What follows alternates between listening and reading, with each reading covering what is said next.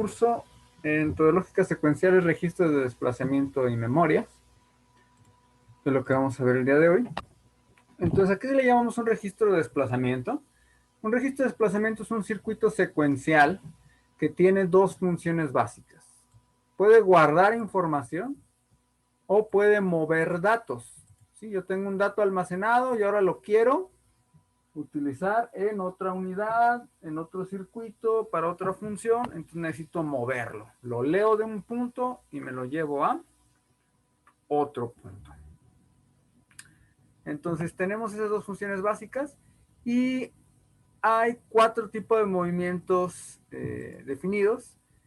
Entrada serie, salida serie, entrada serie, salida paralelo, entrada paralelo, salida serie y entrada paralelo, salida paralelo. Dependiendo de cuántos datos entran a la vez, tendríamos estos movimientos, que se verían más o menos de la siguiente manera. Entran de uno por uno, salen de uno por uno, es entrada serie, salida serie. Podemos tener para un lado, para el otro. Si entran todos al mismo tiempo, pero salen de uno en uno, es entrada paralelo, salida serie. Entran de uno en uno y salen todos al mismo tiempo, entrada serie, salida paralelo. Y si entran todos al mismo tiempo y salen todos al mismo tiempo, pues sería entrada paralelo, salida paralelo. Y por último tenemos otros que se llaman registros de rotación, donde el número que sale vuelve a entrar para que no se pierda. Por así decirlo. Ok. El primero de ellos pues es entrada serie, salida serie. Entonces entran de uno en uno, salen de uno en uno. Y se vería de la siguiente manera. Si yo quiero almacenar el número 0101, pues necesito 4 flip-flops que me permitan almacenar cada uno de los bits. Y van a estar encadenados entre sí, salida a la entrada, salida a la entrada, salida a la entrada, señal de reloj a todos los flip-flops al mismo tiempo. Es un flip-flop tipo D, lo que entra sale. Entonces, para guardar este número colocamos el primer bit y en este momento pues no sucede nada, necesitamos esperar a que ocurra una señal de reloj. En cuanto ocurre una señal de reloj, entonces ahora sí, este 1 pasa a formar parte del primer flip-flop y se encontraría almacenado. A continuación colocamos el siguiente número, 0, esperamos una señal de reloj. En cuanto llega la señal de reloj, este 0 pasa a formar parte. Y como la señal de reloj también llega a este circuito, entonces el 1 que estaba aquí se mueve para acá, el 0 que está aquí se mueve para acá, y se van a ir moviendo bit por bit. A esto se le llama movimiento serial. Colocamos el 1, esperamos señal de reloj, avanzan todos los bits. Colocamos el último 0, esperamos señal de reloj y avanzan todos los bits. Y en este momento tendríamos almacenados todos nuestros bits. Si quisiéramos leer el número, pues vamos a requerir otra vez 4 impulsos para irlo sacando de uno por uno. ¿Dudas con esto? No, profe, ninguna.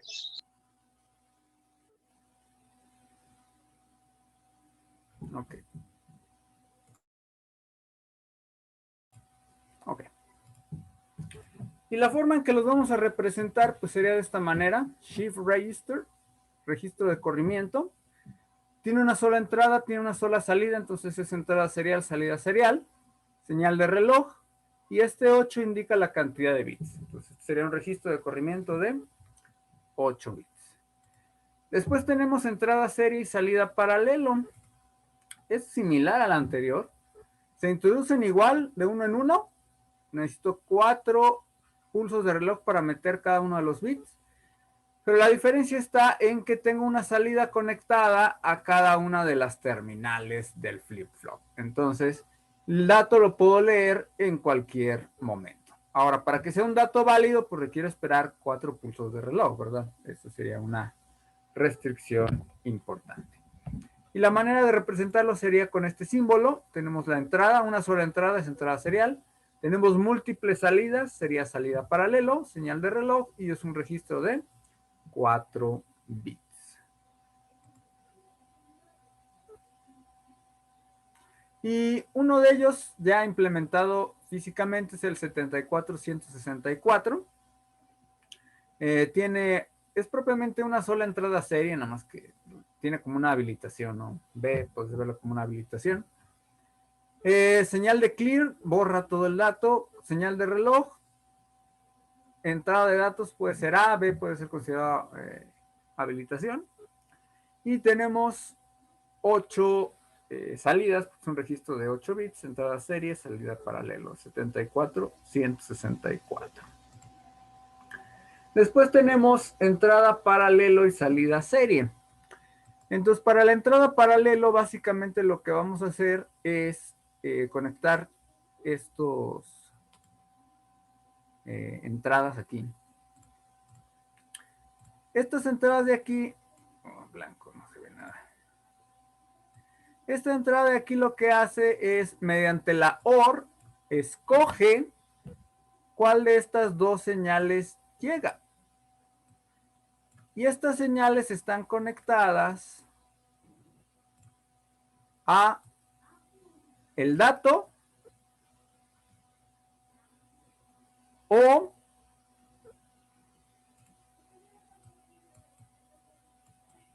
a la salida del anterior. Y estas cosas de aquí se habilitan. Esta se habilita con el positivo de esta señal y esta de acá se habilita con el negativo de esta señal. Entonces, este de aquí controla si hay un movimiento serie o una carga paralelo. Entonces, si activamos, por ejemplo, el modo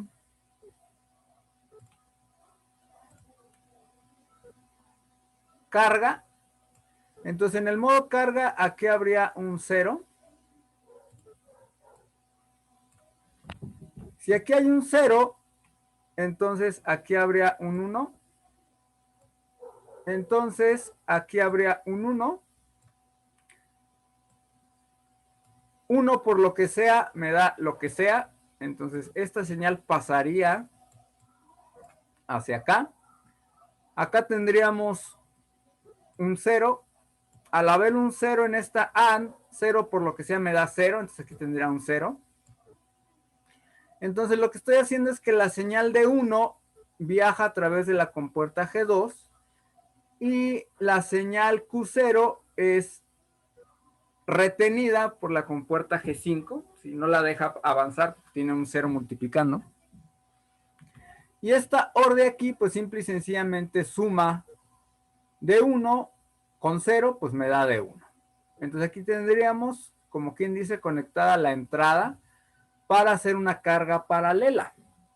Si tuviéramos lo contrario, si ahora tuviéramos aquí un 1, que sería el shift, entonces aquí tendríamos un 0, este sería un 0, 0 por lo que sea me da 0. Ahora aquí tendríamos un 1, entonces esta señal de aquí, 1 por lo que sea sería lo que sea, entonces esta señal avanza. Y en este punto tendríamos conectado Q0. Entonces, esto de aquí me permite escoger entre Q0 o D1. Si escojo D1, entonces voy a hacer una carga paralelo, conectaría D0, D1, D2 y D3 hacia el registro. Y si conecto el Shift, entonces sería como si conectara Q0 con D, Q1 con D, Q2 con D, y se transforma esto de aquí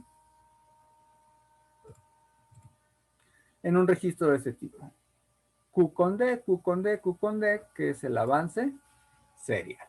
Entonces, de esta manera puedo hacer entrada paralelo, salida serie. Cargo todos los datos al mismo tiempo y después los recorro uno a uno. Y bueno, esto es lo que aquí se explica lo que acabamos de decir. Y el símbolo sería este. Tenemos la señal de Shift carga, entrada de datos paralelo y salida de datos seriales. Una única salida, múltiples entradas. Un registro de este tipo de 8 bits sería el 74165. Que bueno, internamente se ve de esta manera. Y por último tenemos entrada paralelo y salida paralelo, que es el más fácil. Solamente coloco los flip-flops, entrada, salida, entrada, salida, entrada, salida, y se acabó. Uno de ellos es el 74195, que es un registro de 4 bits de acceso paralelo, pero este es un registro especial. Este registro se puede configurar como entrada serie, salida paralelo, entrada paralelo, salida serie, entrada paralelo, salida paralelo. Entonces se puede configurar de las 4 formas. Y bueno, dependiendo de los valores de J y K, se crea uno de los modos, ¿no? Ahí en la plataforma hay una simulación donde vienen los 4 modos de operación. Y a nosotros el que nos va a interesar es el más común, que es entrada paralelo, salida paralela. Que funciona de esta manera. DCBA, que sería estas de aquí, es el número de entrada. JK no importan en la formación paralelo-paralelo, los puedes mandar a 0. Es sample and hold y load, lo vamos a poner en 0 para que esté en modo carga, modo paralelo. Clear lo deshabilitamos para que no borre el contenido. Y el clock, cada que llega un reloj, lo que está aquí pasa a formar parte de la salida. Y así funciona.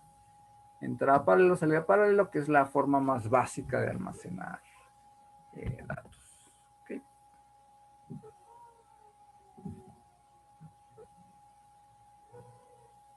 Ok. Y bueno, hay un último que se llama registro bidireccional, que me permite mover datos de izquierda a derecha o derecha a izquierda, que es el 74194. Ok. ¿Dudas hasta aquí con algo, chicos?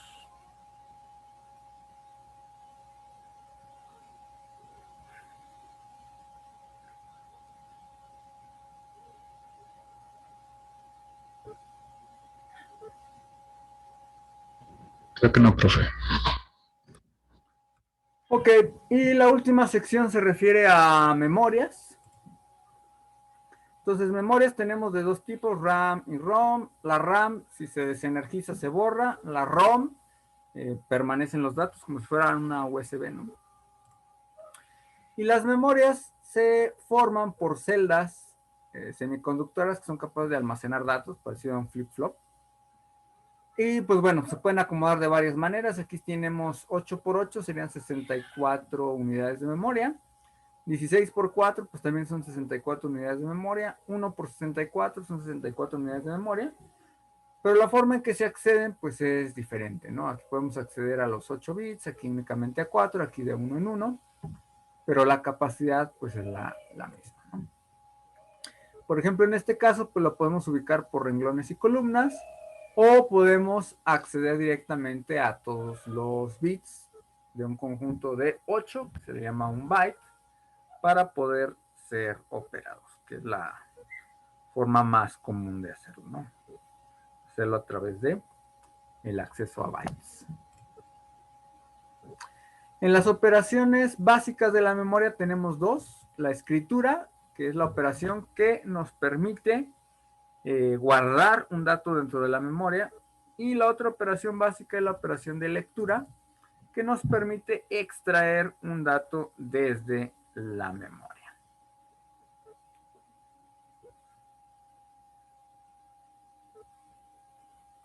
Okay. Para poder lograr este funcionamiento, pues vamos a tener varias cables que nos permiten mover los datos. Vamos a tener un bus de direcciones que nos dice dónde quiero leer o guardar. Una señal de lectoescritura que nos dice si quiero leer o guardar. Y un bus de datos que nos permite mandar datos hacia la memoria o recuperar datos desde la memoria. Nos permite hacer las 2 operaciones.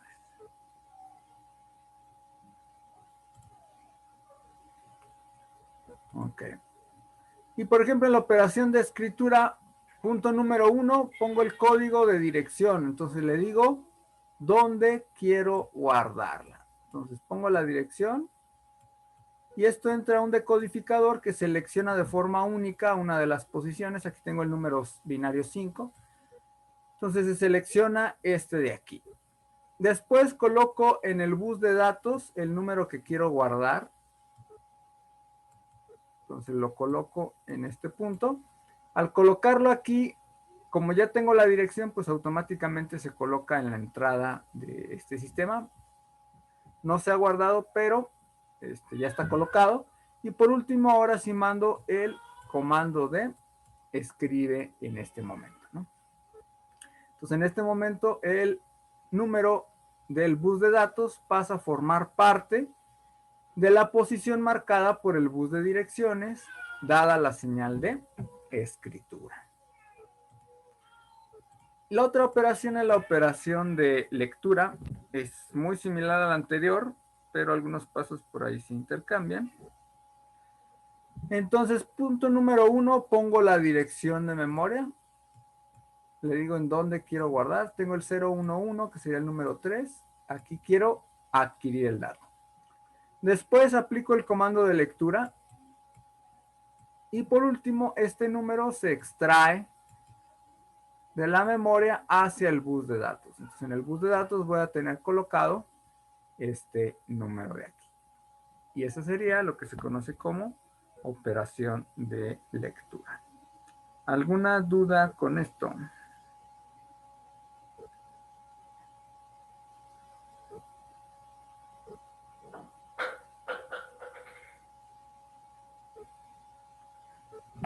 Ok. Y bueno, tipos de memorias, pues tenemos RAM y ROM. RAM tenemos dos tipos principales. SRAM son más rápidas pero más complejas. Son las memorias que forman parte de la memoria caché o de la memoria Optane de una computadora.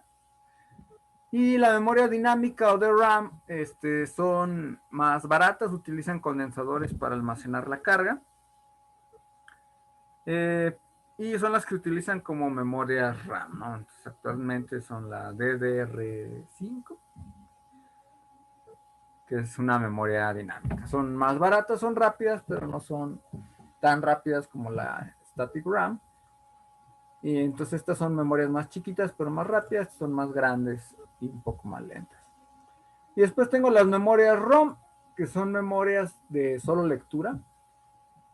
Y además guardan los datos pues mucho más tiempo, ¿no? 10 años, 20 años, 100 años. Y hay de varios tipos. La más básica se le llama PROM. Es una memoria programable una sola vez y se necesita un equipo especializado para programarla. Anteriormente los BIOS de la computadora pues venían en estas memorias, por eso no se pueden actualizar. Algunos sistemas, por ejemplo, un sensor biomédico que ya viene integrado, pues utilizará una memoria ROM, no necesita alterar su funcionamiento, está fijo. Y la ventaja de estas cosas es que son muy baratas, ¿no? Entonces, cuando queremos almacenar información y no la vamos a alterar, una ROM es una buena opción para almacenar datos. Después tenemos las VPROM. Estas se pueden borrar por luz ultravioleta. Es una lámpara como de uñas. Y por último tenemos las EEPROM, que son borrables eléctricamente, que es parecido a las memorias flash, como una USB, ¿no? Son más caras y son más lentas. Las ROM son más rápidas y más baratas, pero solo se pueden grabar una vez, ¿no? Entonces, bueno, ahí estaría más o menos la división.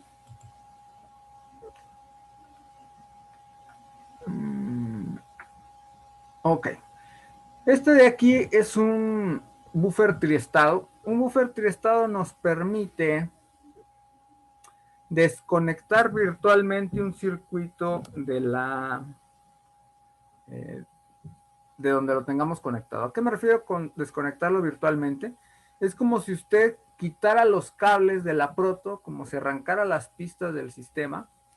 Entonces, este de aquí tiene tres posiciones: alto, bajo, que son los que hemos conocido hasta ahora, pero tiene un tercer estado que se llama alta impedancia o circuito abierto. Entonces, si yo activo alta impedancia, es como si desconectara el circuito del sistema. Entonces, básicamente, este circuito es un buffer, lo que entra sale. Lo que hago es conectar una señal, y si requiero desconectarla virtualmente del sistema, aplico la señal de alta impedancia. Si desactivo la señal de alta impedancia, entonces pues es como si conectara nuevamente el circuito al sistema y lo que entra sale, entonces lo tendría conectado. Entonces esto me permite conectar y desconectar circuitos del sistema. Que bueno, para las aplicaciones que tenemos, pues difícilmente lo ocuparíamos, ¿no? Ok, así se vería el símbolo de una memoria SRAM de 32K por 8 bits. Entonces, arroja 8 bits al mismo tiempo. La línea de direcciones puede direccionar desde 2 a la 15, que serían 32K. Tengo una señal de lectoescritura. Si pongo 0, escribe. Si pongo 1, lee. Esta de aquí habilita la señal de salida. Entonces, para poder ver el dato, pues habilito esta de aquí. Y para seleccionar la memoria, pues utilizo esta de aquí.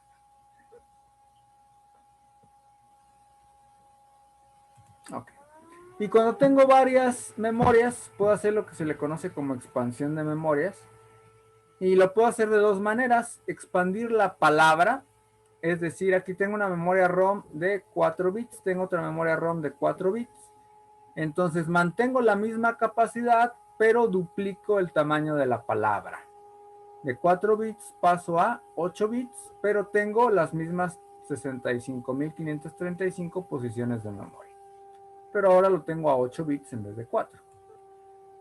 Si en lugar de eso lo conecto de esta manera, aumento la capacidad. Sigo teniendo 4 bits, pero ahora tengo 1.048.575 posiciones de memoria. Entonces aumento la cantidad de posiciones de memoria al doble. Ok. Y por ejemplo, una aplicación simple es un circuito que calcula el mayor de una serie de números, que ya lo habíamos visto por ahí en Logisim. Y únicamente lo que hacemos es que ahora lo conectamos con los circuitos correspondientes en Multisim. Una memoria, que es un registro, el comparador, entonces compara cuando es mayor. Si es mayor, habilita la señal de reloj para que el dato pueda formar parte de la memoria. Si no es mayor, entonces la señal de reloj no llega. Si la señal de reloj no llega, el circuito permanece igual. Entonces este va guardando siempre el mayor de los números. Ok. Y por último tenemos este ejemplito. Vamos a ver si carga esto. Entonces, este circuito que es el 60 ROM, esto de aquí es una memoria ROM.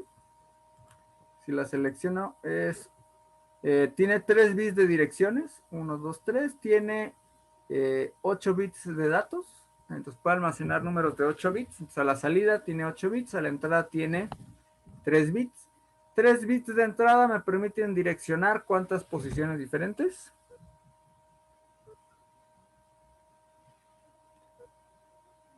Dos a la 3, 8 posiciones diferentes. Entonces, estas 8 posiciones diferentes, pues las veo aquí adentro. 1, 2, 3, 4, 5, 6, 7, 8.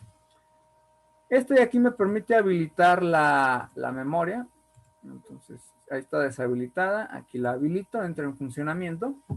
En la dirección 0 tengo guardado el 0, entonces no prende nada. En la dirección 1 tengo guardado este número, prende el del centro. En la dirección 2 prende este número. En la 3 prende este número, que será un 25. En la 7 no prende nada. En la 6 prende esta combinación. 4, 5. Y esto de aquí lo que hace pues es asemejar el comportamiento de un dado, ¿no? Cuando usted avienta un dado. Y entonces lo que haremos aquí pues sería conectar una serie de LEDs. Tendríamos 7 LEDs. La memoria tiene 8, se desaprovecha 1, pero salidas desconectadas no pasa nada. Y aquí el chiste es cómo genero los números de adentro, ¿no? Entonces, ya aquí generé un Excel.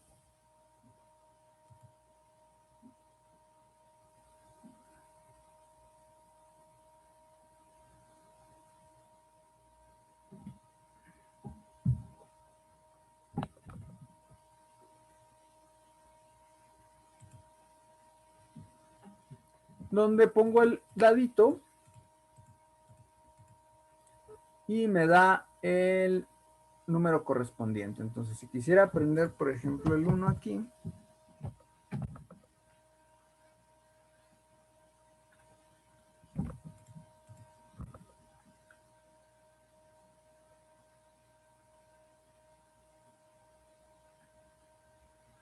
entonces este me daría el hexadecimal 4. ¿Cómo lo sé? Porque depende de cómo lo tenga conectado. ¿Quién decide cómo se conecta? El usuario. Entonces, este de aquí corresponde al 0, entonces sería 2 a la 0, sería este de acá. Entonces, este de aquí, pues corresponde al bit menos significativo, porque así lo tengo conectado. Este de acá sería el siguiente bit. Ahí está, corresponde a este. Y después el 3 corresponde al del centro, que correspondería a este. Entonces, si quisiera encender esto, pues tendría que poner un 7. Quiere decir estos 3 encendidos, los demás apagados. Y bueno, este Excel usted lo diseña, ¿no? Dependiendo de dónde está conectado cada uno. Yo aquí digo, este se conecta aquí, este es el valor, lo sumo y lo convierto a hexadecimal.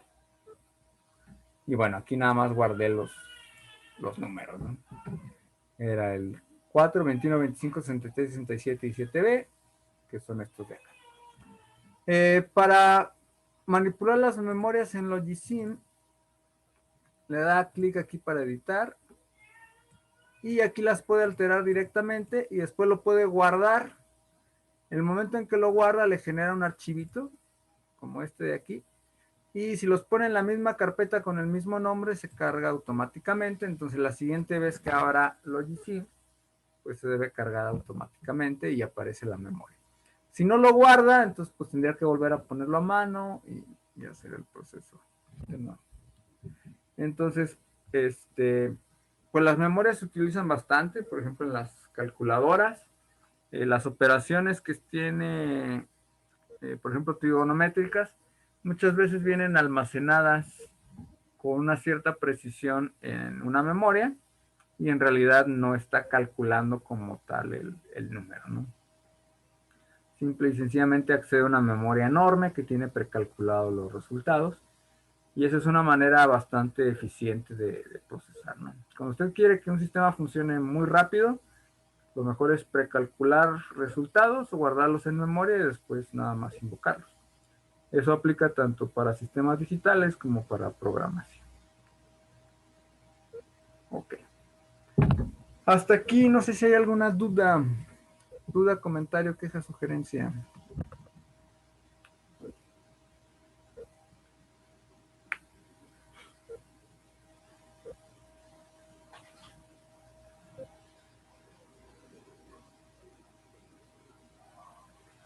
Ok. Y por último tenemos la tarea, que ahorita platicamos de esta tarea. La idea es en equipos de 3, sube uno con el nombre de todos, simular en Multisim un circuito que solicite una contraseña. Deberá contar la cantidad de intentos incorrectos y mostrarlos en un display, máximo 15 intentos, es decir, 4 bits. Vamos a ponerle sí, 4 bits. Una vez que se introduzca la contraseña correcta, la cantidad de intentos incorrectos se irá a 0 y será posible cambiar la contraseña por una nueva. Vamos a asumir que la contraseña tiene... ¿Qué les gusta? Pues también 4 bits.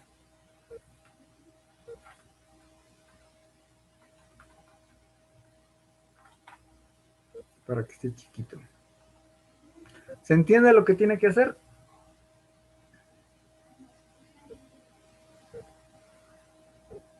Sí, sí se entiende. Sí, profe. Ok, muy bien. Ahora viene la parte interesante. Con esto propiamente acabamos el contenido del curso. Los siguientes dos temas que vienen por ahí son extra, no vienen como parte del programa, que sería contadores de tiempo. VHDL viene como introducción, pero la verdad no, como tal nunca lo contamos. Entonces hasta aquí propiamente se acaba el curso. Entonces, pues lo que sigue es examen. Entonces, pues no sé qué hayan pensado por ahí del tipo de examen. Voy a dejar de grabar.